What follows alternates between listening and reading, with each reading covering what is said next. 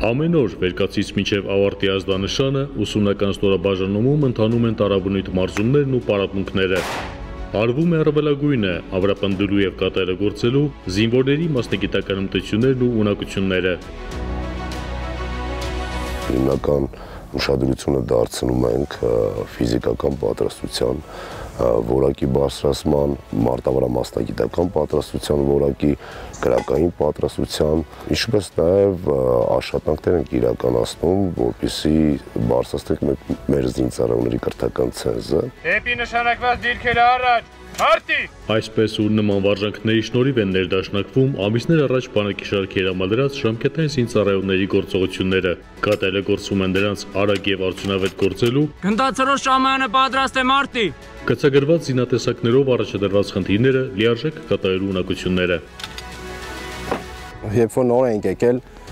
չենք հասկանում դեռ այս ամեն ինչը, ավելի լուրջ չենք նայում այս ամեն ինչին, բայց որ արդեն մենք բանակում ենք, սկսում ենք ավելի լուրջնել այս ամենին։ Օր-օրի ամենաառաջընթաց տեսնում ենք,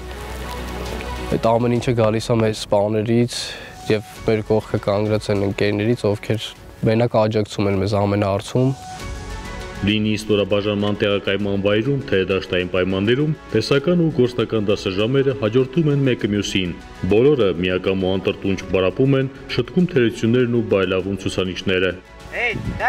Փորձում ենք անհատական մոտեցում ցուցաբերել մեր ենթակա ազդակազմին, որպեսզի մեր զինվորը կարողանա լավ եւ գերազանց մակարդակի տիրապետի այն ամենը, ինչը բնորոշ է իր մասնագիտությանը։ Տղաներին խորհուրդներով օգնում և ոգևորում է սերժանտ Մխիթարյանը, որը ժամանակին անցել է այս նույն դասընթացները, ներկայումս իբրև կրտսեր հրամանատար, իր փորձն ու փորձառությունն է փոխանցում պատրաստության ծրագիրը անցնող զինվորներին։ Պատրաստ, գերազանց։ Արդեն 16 ամսվա զինծառայող եմ,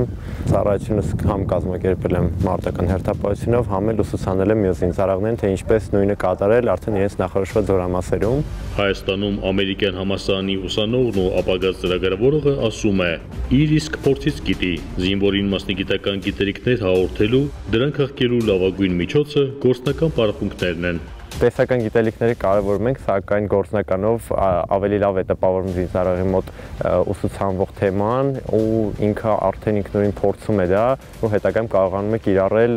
ավելի լուրջ խնդիրներ կատարելիս, ինչպիսին են մարտական հերթապահությունը։ Ինչքան էլ որ լսում ենք, կարդում ենք, մենք այդքան չենք պատկերացնում, ինչքան գործնականում։ Գործնականում մենք անում ենք, ցույց ենք տալիս ամեն բան, նույն էլ մեզ են ցույց տվել, ու մենք արդեն մեր ընկերներին ենք ցույց տալիս, որպեսզի իրանք կարողանան ավելի լավ տիրապետեն։ Գործնական վարժանքները մեզ հմտացնում են, օր-օրի կարողանում ենք այնպիսի մարտավարատեխնիկական ուժ ձեռք բերենք, որը որ մեզ հետագայում պետք է գալու։